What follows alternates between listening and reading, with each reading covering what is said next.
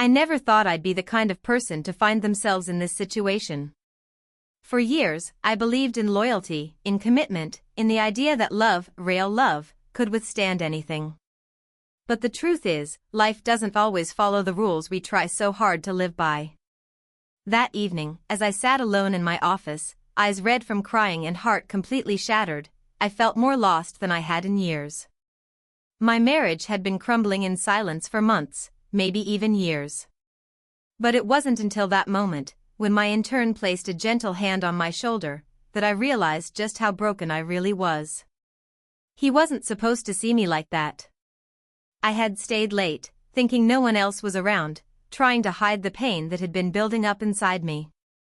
The office was quiet, the kind of quiet that makes you feel even more alone. I was staring at my computer screen, not seeing anything, just feeling the weight of everything I had been holding in. That's when he walked in, quietly, respectfully, not trying to intrude but clearly concerned. His name was Adam. Young, bright, always polite. I was his mentor, his manager, his boss. But in that moment, he wasn't any of those things. He was just there. And that meant more than I could explain. I didn't even notice him at first. I was too far gone in my thoughts. But he must have noticed the tears. He didn't say much. Just asked softly, "Are you okay?" And when I couldn't answer, when my voice cracked and the silence fell heavy between us, he stepped closer. His hand barely touched my shoulder, but it was the first time in weeks I felt something that resembled comfort. It wasn't wrong, not yet. But it was close. Too close. It's hard to explain the kind of loneliness that creeps in when you're lying next to someone every night and still feel completely invisible. My husband and I hadn't truly talked in months. Our words were short, our smiles forced. We were holding on for the sake of appearances, friends, family, maybe even ourselves. But inside, I was falling apart. And I didn't think anyone could see that. Until Adam did. He didn't pressure me. He didn't cross any lines. But something about the way he looked at me, like I mattered, like he actually saw me, shook something loose inside me. I hated that I felt anything at all. I hated the confusion. But I didn't move away. That night didn't end the way you might think. There was no scandal, no lines crossed that couldn't be taken back. But there was a moment, one that changed everything. And after that, I couldn't pretend anymore. Not about my marriage. Not about my feelings. Not about the secret I was starting to carry. This story isn't about excuses. It's about what happens when we feel unseen for too long. And what one quiet moment can do to a heart that's been ignored. What happened next, even I didn't see coming. I went home that night with a weight in my chest that didn't feel like guilt, not yet. It felt more like confusion. I kept replaying the moment in my head, wondering if I had imagined the warmth in Adam's eyes or the way his touch lingered just a second longer than it should have. Maybe I was reading too much into it. Or maybe I just needed something, anything, to hold on to. My husband, Daniel, was already in bed when I walked in. The lights were off. I could hear his soft breathing. For a second, I stood at the doorway, just watching him. This was the man I had built a life with. The man I once couldn't wait to come home to. But now, standing there in the dark, I felt like a stranger in my own home. Our conversations had become routine. Surface level. How was your day? Fine. Did you eat? Yeah. No warmth. No curiosity. And certainly no affection. We hadn't touched each other in weeks. Not even a brush of the hand. I used to think that kind of silence only happened to other couples. But now I was living it, and it was terrifying. Still, I couldn't bring myself to say anything. Maybe I was afraid of what I'd hear in return. Or maybe I had already stopped hoping he'd care. The next day at work, I tried to keep things normal. I told myself it had just been a weird moment, that Adam was just being kind, and I was just too emotional to see it for what it really was. But when he walked into the office that morning, I could feel the shift in the air. He didn't look at me the way he used to, not like a student looking up to a mentor. There was something new in his eyes. Something careful, quiet, but undeniably different. And I knew he felt it too. He didn't bring up the night before, and neither did I. But I noticed the way he lingered after meetings, or how he made excuses to check in with me more often. It wasn't overt. If anyone else noticed, they didn't say a thing.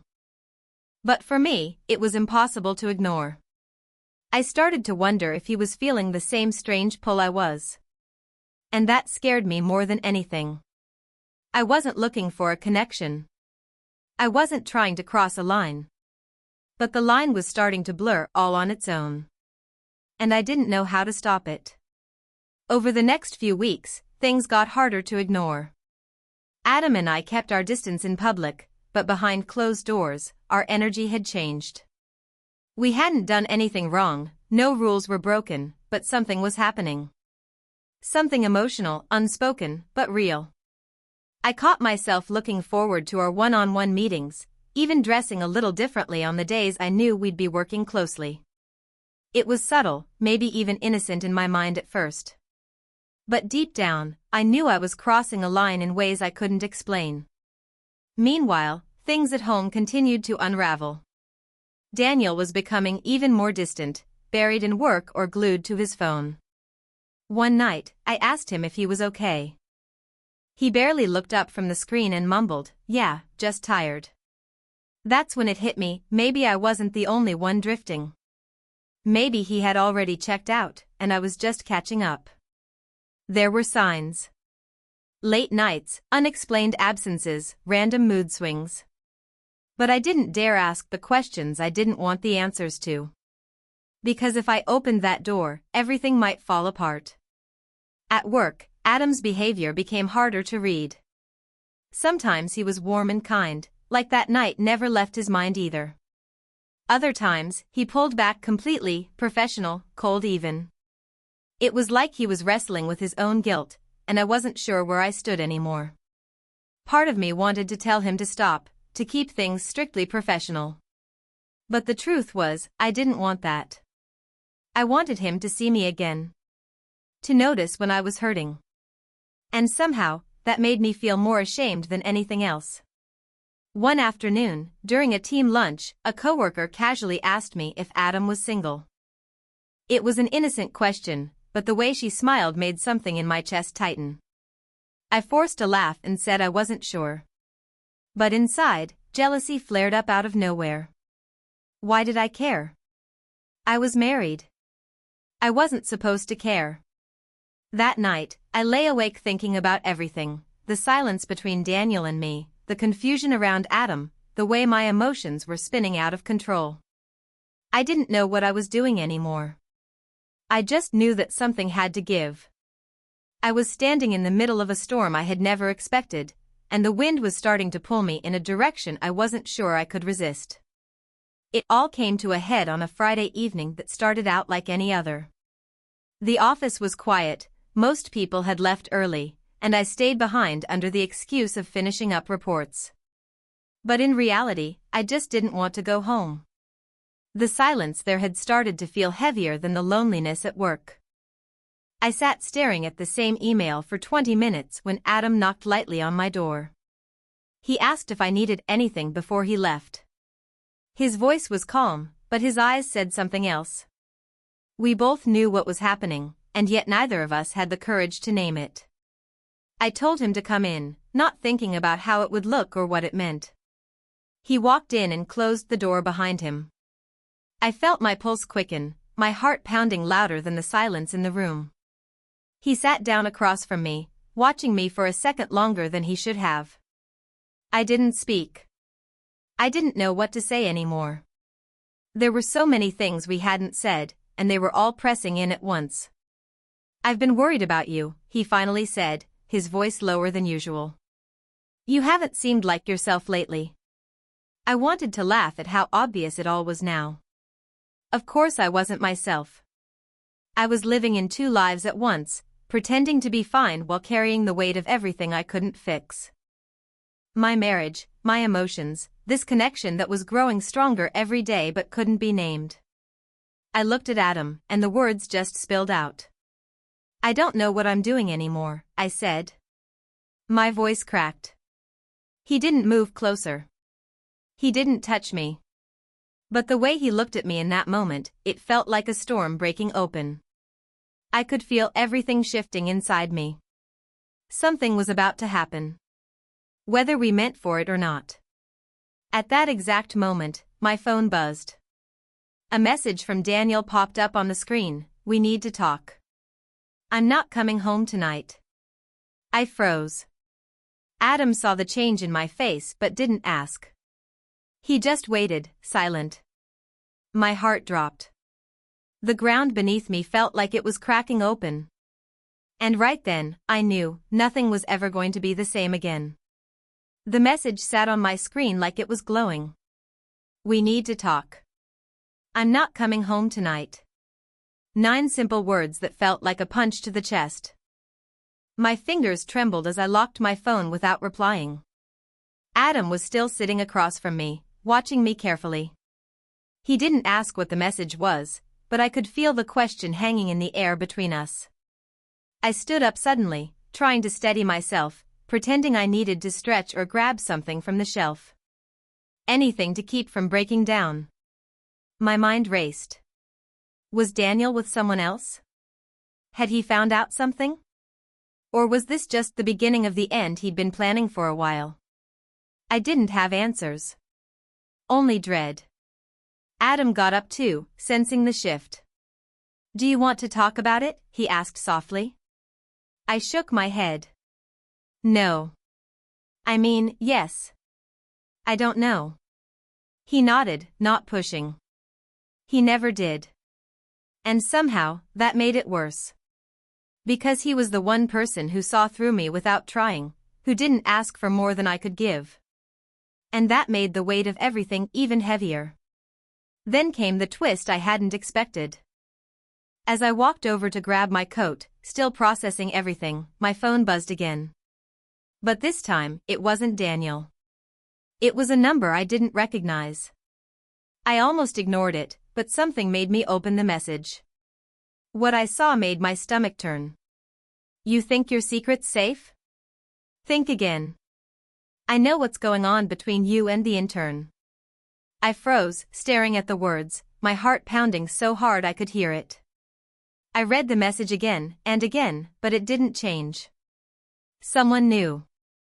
Someone was watching. But how? We hadn't done anything. There was nothing to expose, no affair, no scandal. Just unspoken feelings and quiet glances. But somehow, that had been enough. I looked at Adam, panic starting to rise in my throat. Someone just sent me a message, about us. He stiffened. What do you mean about us? We haven't done anything. I know. But they think we have. We both stared at each other, the weight of those words sinking in. This wasn't just about emotions anymore. Someone was trying to ruin me. My career. My reputation. My already crumbling marriage. And worse, I had no idea who it was. The timing was too perfect. Daniel's message. This unknown number. Someone was playing a game, and I was at the center of it. I tried to think clearly, but everything felt like it was spinning. Who would do this? A jealous coworker? Someone who had seen us talking too closely? Or maybe Daniel himself? Adam stepped closer, concern all over his face. Do you want me to help you figure this out? I nodded slowly, still clutching my phone. Yes. But if we're not careful, everything could fall apart. That night, I didn't go home. I couldn't. My mind was in too many places at once, trying to piece together what was real and what wasn't. I checked the unknown number again, still no name, just that one haunting message. I read it over and over until the words stopped making sense. Adam stayed with me in the office, not saying much, just present. And in that moment, it was the only thing keeping me from falling apart completely. The next morning, everything changed. I walked into work with a tight knot in my chest, expecting whispers, stares, something. But everything looked normal. Too normal. I checked my phone again. Still no new messages. I didn't tell anyone else about it, not yet. I just wanted to find out who was behind it. I started retracing everything: who had access to my calendar, who had seen us alone, who might have had something to gain by tearing me down. That afternoon, I got my answer. It came in the form of an email. Sent to my work account. No subject line, no signature. Just one photo. A still image from the office security camera. Grainy, but clear enough to see me and Adam in my office that Friday night. We weren't touching. We weren't doing anything inappropriate. But to someone looking for drama, it was enough. Below the photo, one line: think twice before lying to yourself again. I felt sick. My head spun with possibilities. Who had access to the footage? Only IT and upper management. And Daniel. Daniel. I remembered the day he picked me up from work months ago after his car broke down. He waited in the lobby while I finished a meeting. He made small talk with our receptionist. He had looked so calm. So normal. I never thought twice about it. Until now. That evening, I confronted him. I went home, heart racing, unsure of what to expect. He was there, calm as ever, like nothing had happened. Is there something you want to tell me? I asked, holding up my phone with the email still open. He looked at the screen, then back at me. I told you we needed to talk. There was a long silence. Then he spoke. I knew something was wrong for a long time. But I didn't know how bad it had gotten. So I looked. I checked the cameras.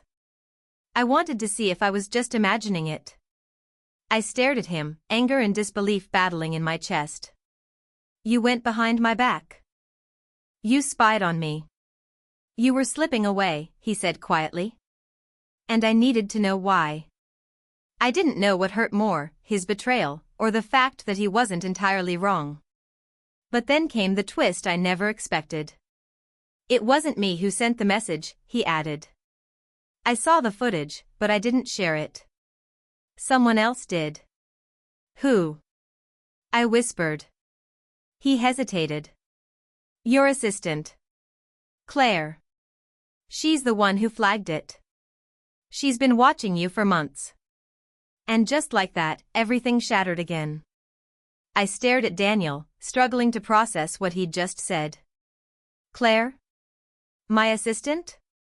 The quiet, polite woman who always stayed late, who always offered to help, who never seemed to miss a thing.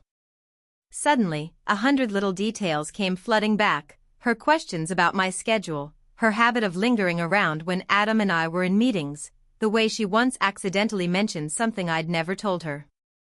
I had dismissed it all. Now, it made sense. She had been watching, not just helping. Watching and waiting. Why would she do that? I asked, more to myself than to Daniel. He shook his head. I don't know. But she gave me the footage. Said you deserved to be exposed. I thought maybe you were having an affair. But the more I looked, the more I saw how far apart we've become. It was strange how quickly emotions could shift. I should have been furious, and part of me was. But I also felt exhausted. Like I had been running from the truth for too long and finally hit a wall. I sat down across from him and let out a breath I didn't realize I'd been holding. There was nothing between Adam and me, I said. At least, not the way she thinks. I was hurting. I felt invisible. And he noticed. That's all. Daniel didn't respond right away. He nodded slowly, like he understood more than he wanted to admit. I've felt it too, he said. The distance. I didn't know how to fix it. Neither of us had cheated in the physical sense. But emotionally? We had both drifted miles apart. The truth hurt, but it also brought a strange sense of clarity. Our marriage wasn't ruined by Adam, or by Claire, or even by the message. It had been slipping long before any of that. We just hadn't faced it. In the days that followed, I confronted Claire. She didn't deny it. She said she was protecting the company and looking out for what was right. But underneath her calm explanation, I could sense something personal. Maybe jealousy. Maybe something else I'd never fully understand. HR got involved. She was let go quietly. No scandal. No gossip. Just silence again. Adam requested to be moved to a different department. I agreed. It was better that way. Cleaner. I never told him the full story. Some things were better left in the past. Daniel and I didn't have a dramatic breakup. No screaming. No final fight. Just long conversations and slow realizations. Eventually, we both agreed to separate peacefully. Not out of hate, but because we owed ourselves honesty. Looking back, I don't regret the moment Adam touched my shoulder. Not because of what it led to, but because it showed me just how deeply I had been neglecting my own emotions. It forced me to wake up. Infidelity isn't always about cheating. Sometimes, it's about absence. Silence. The little cracks that go unnoticed until everything falls apart. And sometimes, breaking is what leads us to finally rebuild. 21.